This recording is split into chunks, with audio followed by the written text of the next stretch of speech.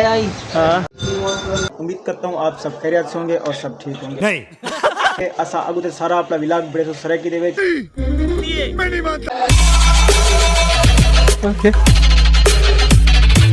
सब तो पहले तो असा अपना मोबाइल बनवाने ये है अपना मोबाइल जो बिल्कुल ख़राब छापे इंदी LCD का मसला है ई को सटे सूँ कारीगर कने को सटते अज जुमा भी है असा जुमा पढ़सूँ जे तक असा जुमा पढ़सूँ जुमा पढ़ते बिल्कुल आराम सुकून नाल वलावे सू शाम दा को चैसूँ वन शाम दे को चाहते वक्त देखसूँ इंदा क्या सूरत हाल है। वैसे है कराची उम्मीद है जिले सटते असू अद्धा माल बड़ी कट गई थे विचों बाकी अद्धी बच्ची जेरी बच्ची पे तो वापसी चाहो सू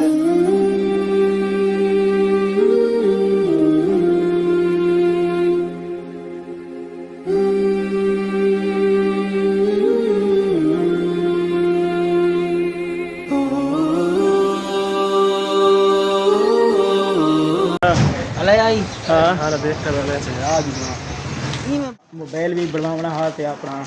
जुम्मा भी पढ़ना हा मोबाइल सट आया से पहले मोबाइल ही हम चाहूँ जुम्मा भी पढ़ गए थे तो हाँ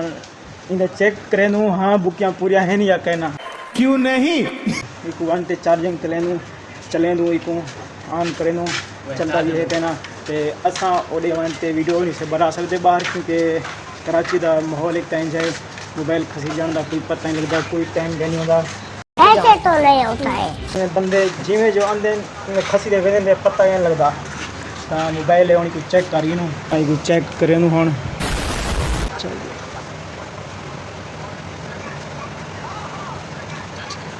बस चार्जिंग भी सही है। अज का विलाग इतना ही होसी क्योंकि असां बड़े से बिल्कुल निक्के निक्के विलाग बड़े विलाग की मुसीबत ये होंगी लोग दे कहनी तो छोटे विलाग की छोटी मुसीबत होती 2 मिनट का होसी 2.5 मिनट का होसी ये होना फायदा थी तुसा जो लोग देखते देखो अपने बाले बच्चे भी दिखाओ चंगे विलाग हैं साफ सुथरे विलाग हैं ना कहीं मंदा हो सी ना कि गाल हो सी तू विलाग का एंड करें तो